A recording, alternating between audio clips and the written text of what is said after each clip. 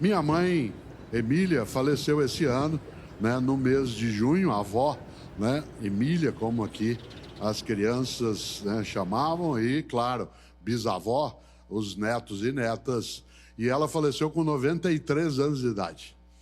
E, portanto, porque ela faleceu esse ano, ela pegou todo o processo da pandemia, pelo menos até junho, quando ela nos deixou.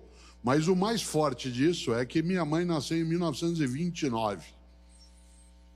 E todas as vezes, depois que se iniciou o tempo pandêmico, que eu às vezes ligava para ela, ou quando eu conseguia e podia visitá-la pessoalmente, porque no primeiro ano, 1920, né, é algo que estava longe, mas 2020 estava encostado, né, muito perto, com uma ameaça muito forte, que era exatamente a pandemia. Todas as vezes que eu podia ir vê-la pessoalmente, dado que ela tinha que ficar salvaguardada em relação à eventual contaminação, eu às vezes falava para ela, ou pessoalmente, ou por telefone, falando: mãe, tá difícil, viu?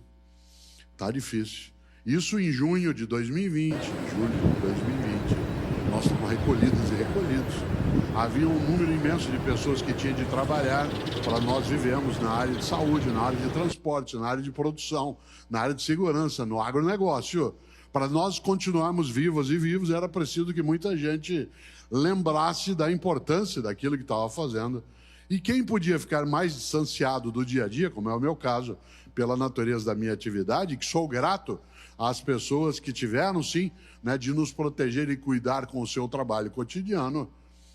Às vezes, claro, eu também ficava meio agoniado e ligava para ela e falava assim: mãe, tá difícil, viu? Ela dizia: filha, eu vou te contar uma coisa. Eu nasci, dizia ela, em 1929. Ela nasceu. Eu nasci em 1929, isto é, eu nasci 10 anos após o final da Primeira Guerra Mundial, quando havia ainda reflexos de desespero na economia, na convivência, o número de famílias enlutadas. Eu nasci, dizia ela, em 1929, 10 anos após o final da gripe espanhola, que matou milhões e milhões de pessoas pelo mundo afora a partir do vírus. Quando eu tinha 10 anos de idade, isto é, em 1939, quando ela tinha 10 anos, explodiu a Segunda Guerra Mundial. E quando eu tinha 10, 11, 12, a vida era mais difícil, havia restrição, né, de alimento, havia restrição de combustível, a economia estava em frangalhos, o mundo teve que se dedicar a um confronto imenso. E quando terminou a Segunda Guerra, em 1945, eu tinha 16 anos de idade, o mundo tinha perdido 55 milhões de pessoas na Segunda Guerra, inclusive na minha família.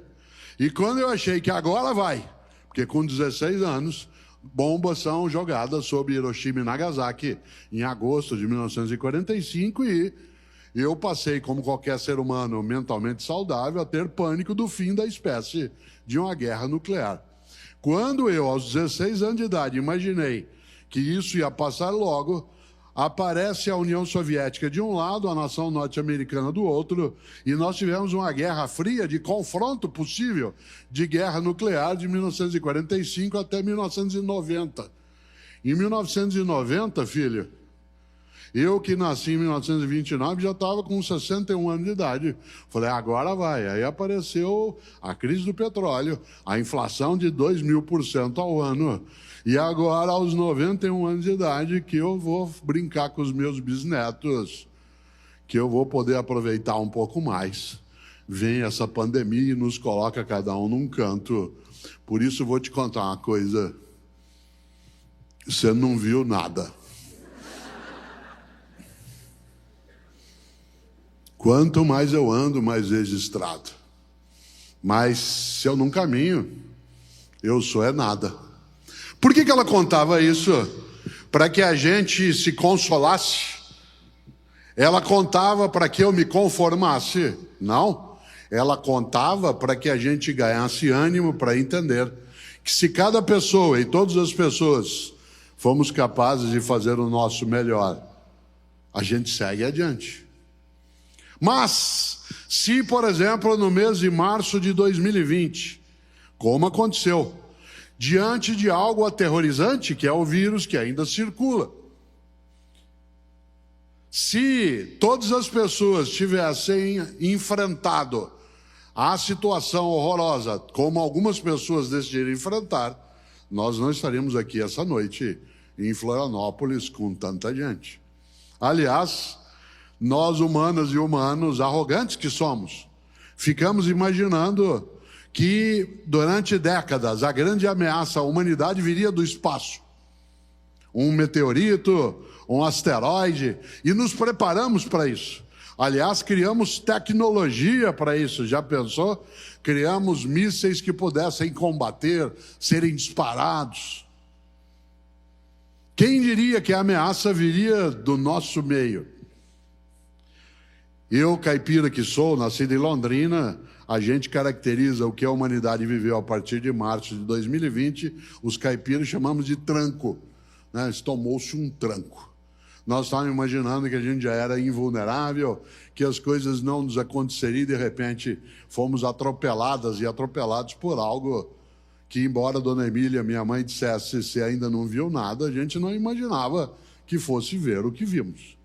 Aliás, nessa hora, é claro, quando do início do momento pandêmico mais denso, quando nós não entendíamos direito como fazer, usa máscara, não usa máscara, deixa a máscara para quem é da área de saúde, e se ele vai para casa, quem atuar no campo da saúde pode contaminar a família, e se não vai para casa, um grupo de pessoas começou a olhar tudo aquilo e dizer: o que eu posso fazer?